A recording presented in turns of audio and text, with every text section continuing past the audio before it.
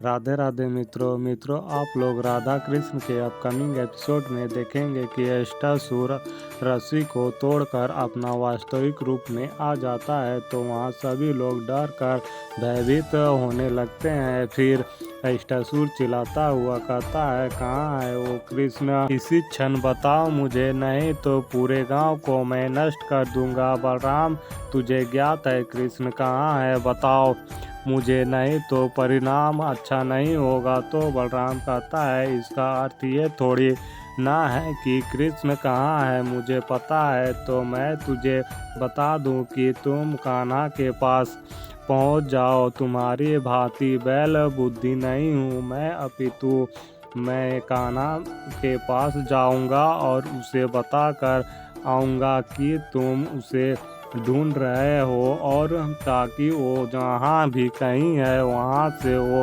भाग जाए। मैं अभी जाकर बताता हूँ उसे। फिर बलराम कृष्ण की ओर दौड़ता है तो अष्टासुर बलराम का पीछा करता है। फिर आप लोग आगे देखेंगे कि नंद जी कहते हैं, कितनी बड़ी भूल हो गई है जो मैंने कृष्ण और राधा को दंड दिया। बलराम सत्य कह रहा था कि वो बैल दुष्ट है, वो एक असुर है, किंतु मैंने उसकी एक ना सुनी। तो गांव वाले कहते हैं, हमसे तो भूल हुई है नंद जी, हम सभी ने महाराज कंस के भय से आप में दबाव डाला कि कृष्ण को दंडित करने के लिए। तो यशोदा कहती है, वो असुर अत्यधिक शक्तिशाली है और वो मेरे कान्हा को ढूंढने निकला है, अब क्या होगा? तो नंद जी कहते हैं, कुछ नहीं होगा, हमारे बच्चों को। तभी कृतिदा यशोदा से कहती है, अब हमारे पास एक ही मार्ग शेष है, वो ईश्वर से प्रार्थना करने का। हमारे बच्चों का सुरक्षा के लिए मुझे पूर्ण विश्वास है, यदि हम सब मिलकर प्रार्थना करेंगे तो महादेव अवश्य हमारे बच्चों को सुरक्षित रखेंगे। फिर सभी लोग महादेव के समक्ष प्रार्थना करने लगते हैं और यशोदा कहती है, हे महादेव, कुछ ऐसा कीजिए कि हमारे बच्चे सुरक्षित रहें और वो असुर कान्हा और राधा तक ना पहुंच पाए। फिर आप लोग आगे देखेंगे कि माता पार्वती महादेव से कहते हैं, अब आप क्या करेंगे? तो महादेव कहते हैं, ये कैसी दुविधा है। एक और तो आराध्य स्वयं ये चाहते हैं कि बलराम अष्टासुर को उन तक लेकर आए, दूसरा और स्वयं उनका परिवार प्रार्थना कर रहा है कि अरिष्टासुर उन तक पहुँचे ही ना। तो माता पार्वती कहती हैं, आप किसका पक्ष लेंगे, अपने आराध्य का या उनके परिवार के जो राधा और कृष्ण का सुरक्षा चाहते हैं?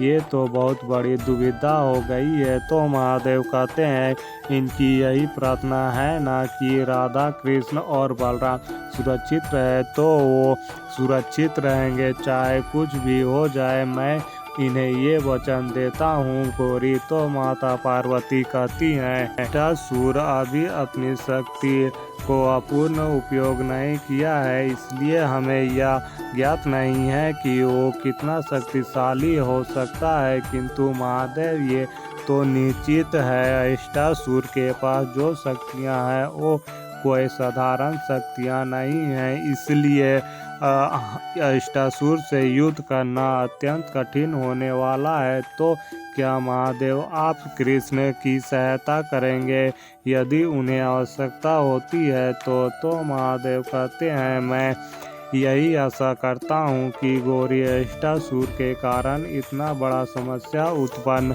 ना हो, और यदि समस्या उत्पन्न हो ही गई तो और मेरे आराध्या को मेरी सहायता की आवश्यकता पड़ी तो मैं अवश्य जाऊंगा, किंतु इतना तो मुझे ज्ञात है कि अष्टासुर को उनके दुष्कर्मों का परिणाम अवश्य मिलेगा। फिर आप लोग आगे देखेंगे कि बलराम अष्टासुर को लेकर कृष्ण के पास पहुंचता है और कृष्ण से कहता है, अब तुम सज हो जाओ, अष्टासुर आता ही होगा। तभी महाराज कंस के सैनिक ये देख लेते हैं और कहते हैं, हमें शीघ्र ही ये सूचना महाराज कंस को देना होगा कि युद्ध आरंभ होने वाला है। फिर आप लोग आगे देखेंगे कि अष्टासुर कृष्ण से कहता है, मुझे भयभीत होकर तुम यहाँ छिप कर बैठे हो कृष्ण, किंतु अब तुम्हारा खेल समाप्त हुआ, मैं तुम्हें ढूंढ ही लिया कृष्ण, अब तुम्हारा अंत निश्चित है। तो राधा कहती है, अष्टासुर तुम यहाँ स्वयं नहीं आए हो, तुम्हें यहाँ लाया गया है क्योंकि तुम्हारे पापों का घड़ा भर चुका है और तुम्हें दंड मिलना निश्चित है, वो भी अति शीघ्र। तो अष्टासुर कहता है, तुम्हें क्या लगता है तुम तीनों मिलकर मुझसे युद्ध करोगे और जीत जाओगे? कदाचित तुम्हें ज्ञात नहीं कि मेरे पास देवगुरु बृहस्पति का वरदान है, मेरी शक्तियों का कोई भान नहीं है तुम्हें, तुम सब करोगे मुझसे युद्ध, एक क्षण में ही तुम सबका अंत कर दूंगा। तो मित्रों, इस वीडियो में इतना ही। मित्रों, आप लोगों को आगे और भी बहुत कुछ देखने को मिलेगा। तो मित्रों, जल्द मिलता हूँ और एक नई वीडियो के साथ। तब तक के लिए राधे राधे।